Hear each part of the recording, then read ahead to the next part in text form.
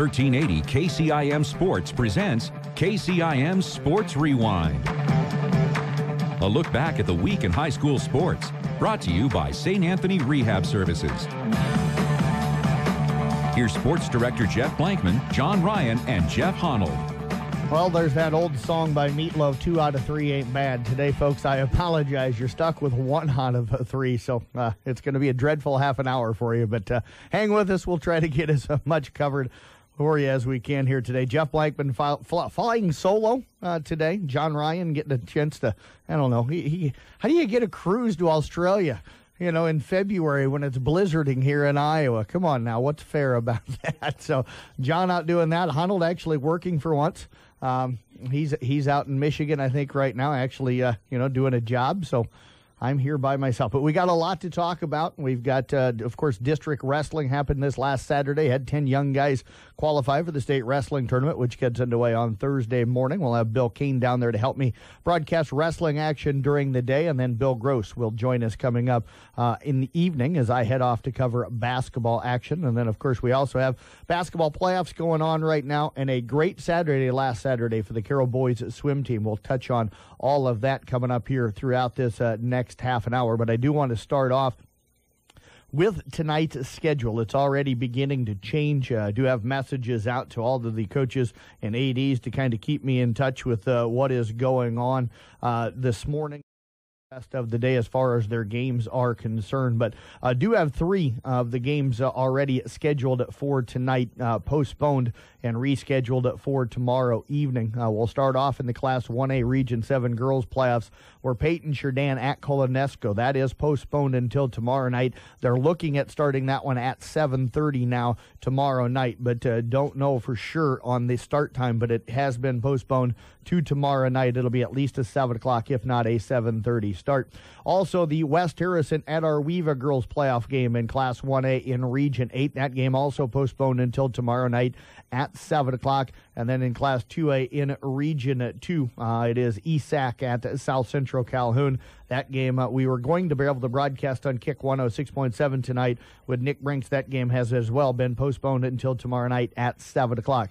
Other games still on the schedule in the playoffs for the boys, Glidden Ralston at Storm Lake St. Mary's. In the girls, Audubon at Caminita, Glidden Ralston at Exira Elkhorn Kimballton, and IKM Manning entertaining Loma, still scheduled as of right now. And then the Carroll boys regular season game tonight with Humboldt is still on as scheduled right now. Getting a text message right now. Let's see what it is. Nope, it's not anything with that. So Dan Pomeroy is listening today, and Dan, do apologize for the fact. I'm going to bring in Johnston Communication coming up here a little bit later on this morning to help me out, but they are filming today's event, and luckily I'm probably blocking my face enough that they can't get me, so we appreciate that. But we thank them for coming in.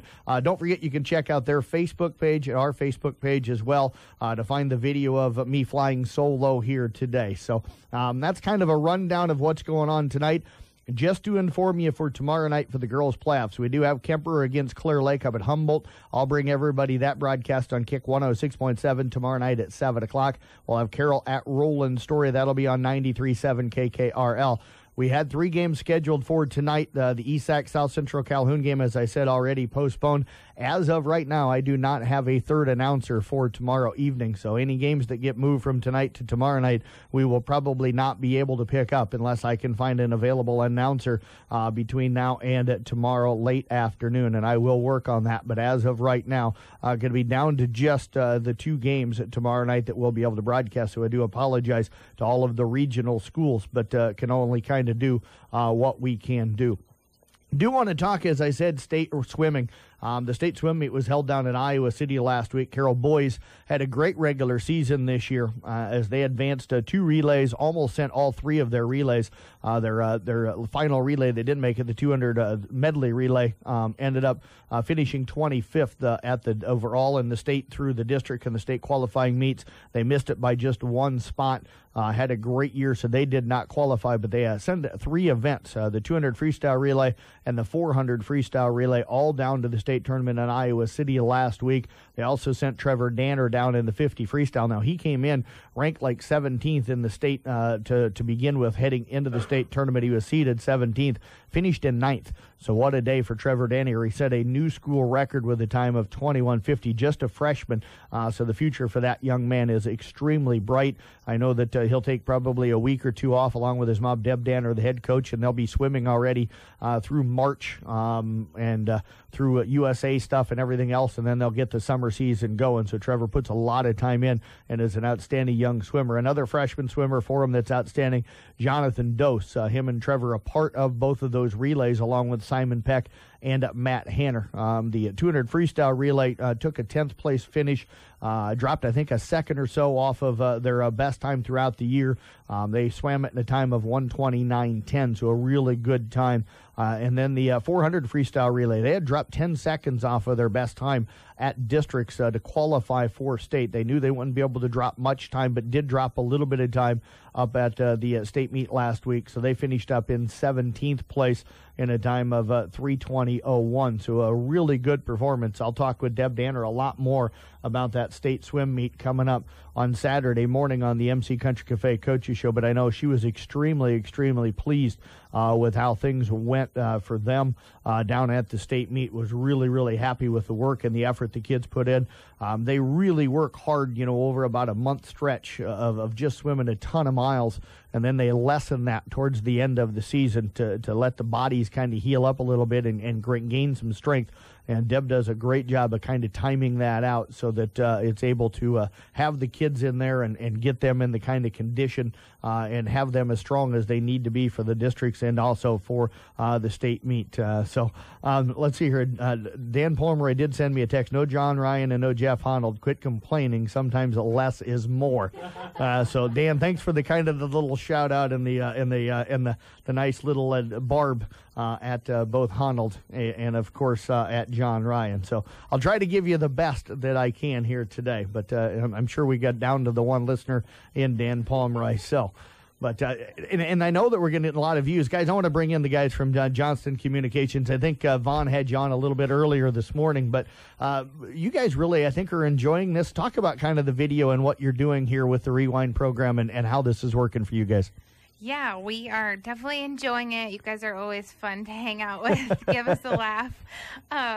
But we are streaming here. We're doing a beta test basically through Dish Network. It's called Sling Studio. So hopefully in the near future, we're going to be going live. If you have Dish Network at home and you have a Hopper system, right, you can basically get to it straight from your TV. So anything that we record as far as doing this live, any other community events, you can just turn on your TV and watch on there. All right. So I tell you what, and this seems to get some pretty good viewership. Yeah, we're almost at 1,000 views for the Sports Rewind show. So that's our next goal. We want to hit 1,000 views, and then we're going to give away a prize. We haven't exactly... And a date with Jeff Blankman. We haven't exactly... figured out what the prize is going to be, but hopefully we'll come up with something good in the next couple weeks. If we hit 1,000 views, we'll pick one lucky winner.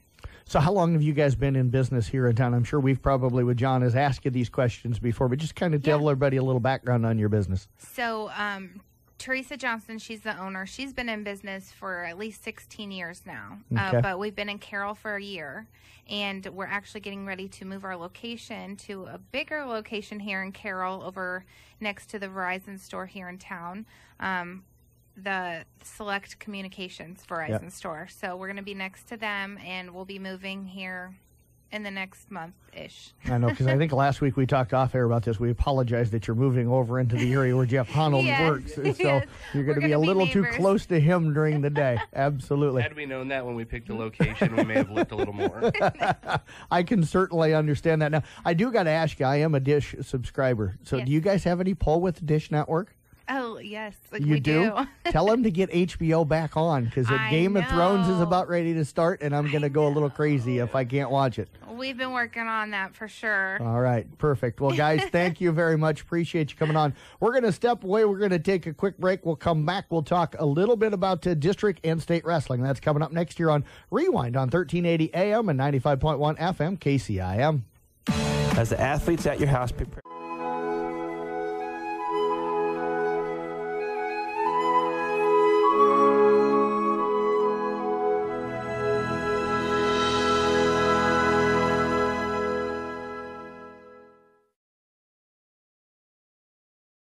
performance facility. If an injury is keeping your athlete out of the game, call St. Anthony Rehabilitation Services at 794-5000 for sports injury and treatment rehab. 1380 KCIM Sports presents KCIM Sports Rewind. A look back at the week in high school sports, brought to you by St. Anthony Rehab Services. Here's Sports Director Jeff Blankman, John Ryan, and Jeff Honnold. I wanted to welcome you back here to Sports Rewind. Had to replay the opener just so that you know that Jeff Honnold and John Ryan not here today again. I'm flying solo. Dan Pomeroy appears to be enjoying that, though, so we do appreciate that. But district wrestling again held last Saturday. Had all of our area teams had at least a couple of wrestlers in the districts. Of course, the Carroll Tigers had all of their wrestlers able to head down to their district down at Johnston, able to get 2 wrestlers through. Abraham Dirks took home a second-place finish at 145 pounds, and Parker Clucky also advances back down to state for a second straight year. He was your district champion at 160 pounds. So Dirks wrestled really well through the day, ended up falling in his championship match, and then had to come back in the second place match and won in a decision 5-1 over at John Harris Jr. out of Abraham Lincoln out of Des Moines. So a good comeback for him, having to kind of bounce back after a loss. Parker Clucky, meanwhile, got into his first place match and picked up a pretty convincing 9-2 win over Hayden Fredrickson out of Urbandale. So a really solid day. Parker wrestled really, really well after being gone for a couple of weeks. For Kemper, they sent 2 guys to districts. It was a disappointing day for the Knights, kind of a shocker in a way that Ben Schmitz, a guy that was ranked up as high as number 2 during the state, ended up falling in his semifinal round match on Saturday to Jonathan Earp, a kid out of Red Oak that he had wrestled a few times throughout the season and several times over his career and had had a lot of success. Ben ended up falling in that matchup 14-3, then had to bounce back and wrestle in a third-place match and was able to do that. He ended up winning by fall over Kyle Kesterson of Southwest Iowa, which is out of Sydney, but did not get an opportunity to wrestle back because Earp had lost to the kid from Sergeant Bullaflutin in the championship match. So Ben takes home a third-place finish and does not qualify for state. Shea Parkus as well took home a third-place finish. He would lose his opening round match as well, and then came back and won by a decision 2-1 over Bo Thompson of Creston in his third-place match, but ended up losing by fall to Ethan Lemon at the 5:54 mark in that second-place match, so he finished up in third place. 2 schools that did extremely well. We'll start off with the Audubon Wheelers. They sent 3 guys to districts this year, and all 3 guys advanced down to the state tournament, 2 of them doing it really in pretty dominant fashion. Trace McEwen at 182 pounds took home a first-place finish. He won by fall over Brennan Maurer of Trainer at the minute 38 mark, and he really cruised probably through both of his matches. So he's wrestling really well. He'll enter state at 32-8 on the season. The other guy, Dylan Obermeyer, finished up in first place as well. Obermeyer 50-0 right now on the season, ranked number 5 in the state. He's had an outstanding year. He's really been dominant for them all season long. He won his championship match by fall as well at a minute 44 over Talon Myers of Southwest Valley. That was after winning by fall in the semifinals as well. So both those guys advance as district champions. Luke Mazinski as well took home a second-place finish. Now, he lost in the championship match to Darius Agashi of West Monona and ended up losing by fall, but then came back in the second-place match to win 7-2 over Sam Olson out of Griswold. So he advances to state as well with a second-place finish. We'll talk ESAC here in just a little bit. Coon Rapids Bayard was also at that same district with Audubon. Peyton Clipperton would finish up in third place. He lost to Zane Ziegler of Underwood 11-8 in the opening round match, then did come back and win his third-place match. He won by a decision of 8-5 over Nolan Moore out of Riverside. But again, Ziegler losing in that championship match, so Peyton didn't get an opportunity to wrestle back. So his outstanding season came to an end with a third-place finish. For ESAC County, very similar to Audubon, sent 3 guys to districts with Nathan Thompson, Garrett Bruce, and Kip Corbin. Bruce came out of there with a championship, won his opening round matchup 8-4 7-4, and then ended up getting into the championship and won a tough 7-6 decision. Got some late points to be able to knock off Tristan Mulder out of Western Christian, a young man that was a guy that had been at state last year and lost just once throughout the year, was ranked number 7 in the state coming in to that championship match. So Garrett Bruscher, district champion, and moving on. Kip Corbin would take home a second-place finish, won his semifinal round matchup by fall, and then ended up losing to Trenton Dirks of Westwood of Sloan by fall in the first-place match. Did not have to wrestle back, though, so he ends up taking home a second-place finish. Nathan Thompson also finished up in second place at 132 pounds. Nathan would win by fall in his semifinal round matchup, then lost a tough 9-4 decision to Dylan Lynott, a very good wrestler from West Sioux Haywarden in the championship match. Nathan did not have to come back and wrestle back, so he ended up bringing home a second-place finish and advanced to state. So congratulations goes on to him. And then of South Central Calhoun, of course, also was at that same district up at Sibley Oshedon. Kevin King would finish up in third place. He lost his third-place match by fall to Christian Kruger out of Woodbury Central. Ended up having to wrestle back against Draven Kraft of West Sioux Hayward and would fall 8-5 in that wrestle back, so he finished up in third. Aiden Toms also would finish up in third. He ended up losing his first-round matchup, then won his third-place match by fall over Wyatt Scotus of Hinton. Won it in 3:34, but did not get a chance to wrestle back. Blake McAllister brought home a second-place finish. He ended up winning his opening round matchup, dominated a 12-2 major decision, but then ended up losing by fall at the 2:32 mark to Wade Mitchell of Woodbury Central. He did not have to wrestle back and finished in second. Tough day for Chase McAllister. Ended up winning 10-8 in his semifinal round matchup, then got ill. And ended up having to forfeit the championship match. But luckily for Chase, with the way he was feeling, I talked to him later on that night, with the way he was feeling, luckily he did not have to wrestle back. So he ended up not having to wrestle, so he finishes up in second place and does advance to state. So congratulations goes out to him. And then Brian King would finish in fourth, lost his semifinal round matchup 8-7, and then dropped his third-place match as well by a final of 7-3. So all of our state wrestling coverage coming up this Thursday, Friday, and Saturday down at Wells Fargo Arena will be on Kick 106.7. Again, Bill Kane will be down there with me throughout the day. Most days, as long as the weather clears up a little bit and we have basketball at night, I'll be driving back and leaving down there about 3, probably 4 o'clock in the afternoon or so. And then Bill Gross will go upstairs and help Bill Kane with the state wrestling broadcast. So you can find all of the matches live on Kick 106.7 coming up tomorrow night. So that Peyton-Churdan girls game, again, is going to be, it is confirmed now, a 7:30 start for tomorrow night. So again, Peyton-Churdan at Colonesco will be a 7:30 start coming up on Wednesday night. Want to run you quickly through as well the opening round matches for state wrestling. Thursday morning, Parker Clucky for Carroll will take on Anthony Hughes of Norwalk. Hughes is a senior at 23-9. Parker Clucky, senior again at 31-5 on the season. So that'll be a pretty interesting matchup for Clucky. If he wins that matchup, he'll either wrestle number 9 or number 10 in the state in the quarterfinals.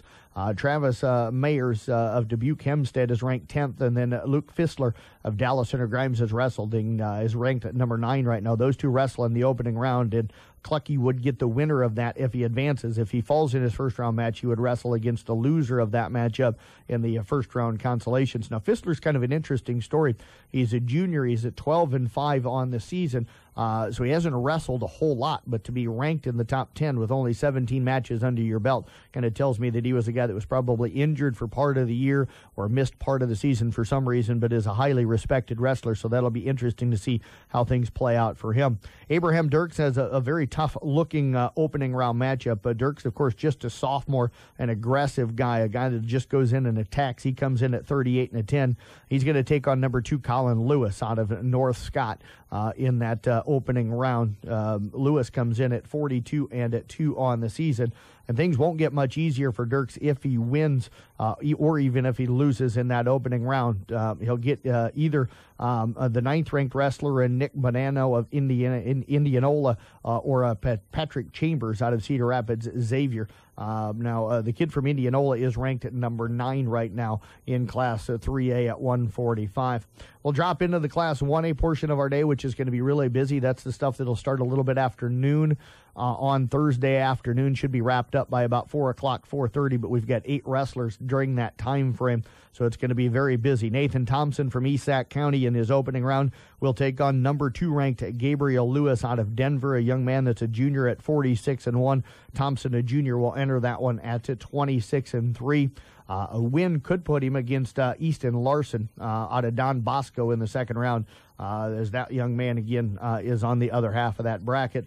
At 145 pounds, Blake McAllister from South Central Calhoun, the freshman at 35-9, will take on number 6-ranked Michael Egan out of MFL Marmac. He's a senior that comes in at 38-1, and again is ranked number 6. And again, the top half of that little bracket for them, if he wins or he loses, he'll either take on the winner or the loser between Wyatt Appleseth of Panorama or Duke Kyle of Missouri Valley. Kyle ranked number 5, Appleseth ranked number 8 in the state. At 1A, 160 pounds, Chase McAllister, again, ranked number 4 in the state. Kind of an interesting matchup here. In the opening round, he has to take on the number 5-ranked wrestler in Elijah Wagner out of Lake Mills. Wagner, a sophomore, coming in at 46-3. McAllister, of course, the senior at 41-4 on the season. So a very interesting early matchup. It's kind of crazy looking at the brackets pretty much for all of our area classes for the kids that we have, kids down there. You get a lot of really top or bottom heavy brackets. Either the top part of the bracket has a ton of kids that are ranked, or the bottom half of the bracket has a ton of kids that are ranked. So it's kind of weird how you have some of those matchups, ranked kids going up against each other in the first round. The state doesn't pay attention to rankings at all. That's part of the thing. They match up a district champion against a district runner-up, and that's kind of predetermined ahead of time. So you get sometimes some of your best matches sometimes in those early rounds, which makes things really interesting. At 170 pounds, Garrett Bruce from Esac County will take on Caleb Peach from English Valley. Peach is a senior at 36-9 on the year. Bruce is senior at 38-6. So a couple of guys pretty comparable with their records. Potentially a win for Garrett Bruce could potentially put him up against Nick Haynes out of Missouri Valley in the quarterfinals. Haynes is ranked at number 4 in the state at 170 pounds. At 182 pounds, Trace McEwen, the senior from Audubon, goes in at 32-8 on the season. He gets number 1 ranked at Gabe Pauley from AHST Avoca Walnut, a senior that's 33-3. So a really tough opening round matchup. A win or a loss puts him against either the winner or the loser of Trevor Schuler, who is ranked at number 8, or also Quentin Reckenhammer. So those out of North Liberty. So those would be the two guys that he potentially wrestle in his second match. 195 pounds, Luke Mazinski of Audubon, the junior comes in at 45-6 on the season. He'll take on Carson Waddle of West Central Valley, who's a senior at 35-6. Neither one of those wrestlers ranked right now, but you do have Owen Grover, who comes in ranked number 3, sitting in the bottom half. So a win for Mazinski would put him potentially up against the number 3 guy in the state. And then at 220 pounds, you have Dylan Obermeyer of Audubon, the senior, again at 50-0 on the season. He is ranked number 5. He takes on Jackson Allen out of New London, a junior who's 33-13 in the opening round. There is a really interesting quarterfinal round matchup potentially. Brenton Schoenher of Midland is ranked right now at number 4, so you could have number 4 against number 5 in the quarterfinals if both guys advance. And then Kip Corbin out of Esac, again at 285. He comes in a junior at 32-11 on the year. He'll take on number 2 ranked Aaron Olson out of Missouri Valley, a senior who comes in at 45-6. So Corbin getting a tough one in that opening round matchup. he also potentially could have Rylan Duffy, who is the number 9 ranked wrestler, at a senior at 38-6, potentially in his quarterfinal round matchup. So that's kind of a preview of what's coming up for us down in state wrestling. We've got basketball to talk about, and we've got a little bit more of a communication coming up with Johnston Communications coming up here. That's next right here on Rewind on 1380 AM and 95.1 FM KCIM. As the athletes at your house.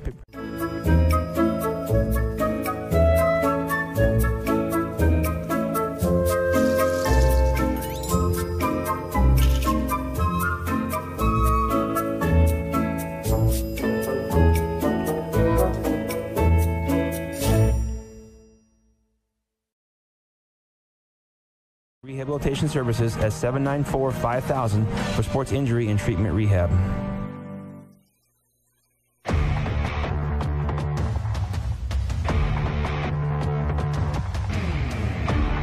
We welcome you back here to Sports Rewind. Jeff Blankman talking again with the folks from Johnston Communications. So much appreciate you guys coming in. And you just let me know that we do have some listeners. I want to thank the Leans down in Florida right now. Carter and Kennedy's grandparents are watching and listening to the show here today. So a quick shout out to them, and thanks very much. No problem. It looks like we're reaching a lot of people, so that's great that we can stream this on Facebook for those people who travel or maybe not here for the winter but still want to stay updated on what's going on with the sports here locally. So it's awesome that we have watchers, listeners all over. Yeah, it's a lot of fun to be able to bring that to the people that can't actually be here and be a part of it in the local area. So we appreciate you guys doing this for us. You also mentioned when we were in the break here a little bit ago, you guys have got a special thing coming up here pretty soon. Yeah, we are offering a special right now on HughesNet. So it's internet. It's for a lot of people who are maybe live rural out in the country. If you think that maybe you can't get internet and you're just relying on a hotspot,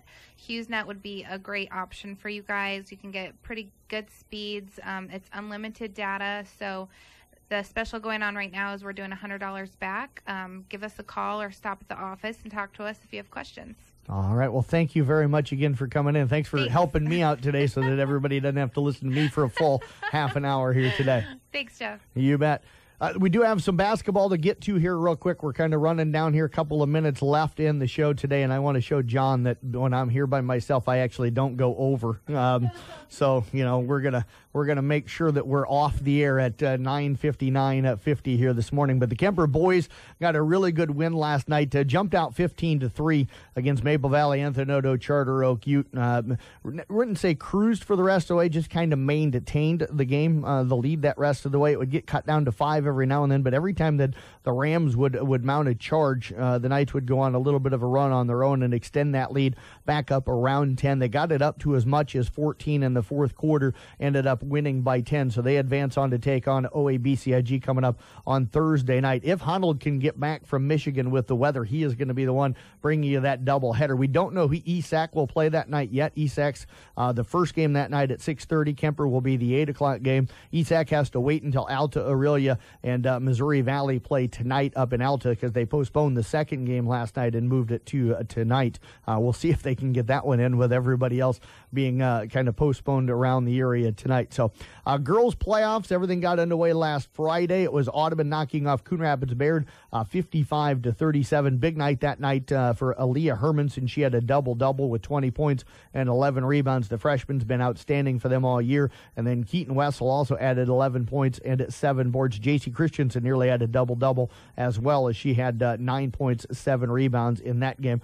For Coon Rapids Bayard, that fought hard. Caitlin Winnett had a really good game for them inside. She ended up with 15 points, 8 rebounds, and Bryn Bass finished up with 13 points in the loss. Peyton Jourdan got a big night from Jenna Byers, also from Danielle Hoyle, as they advanced with a win over Ankeny Christian Academy, trailed after the first quarter and then rallied back, took the lead at halftime and pulled away in the fourth quarter to go on to a win. And Glidden Ralston also looking solid in a win over Woodbine, a team they had already beaten twice during the season. 54-38 was that final score there. So congratulations to those teams. Hannah Whitver almost had a double-double in that win. And then we had playoff Saturday night as well. Carroll Tigers rolling over Greene County, kind of made easy work of it in a 61-26 victory. Kemper cruises by Southeast Valley 71-24, and Arweva also picking up a 53-35 victory that night as well. And ESAC beat Alta Aurelia 70-42. So that's going to do it for Rewind this week. Appreciate everybody joining us here today.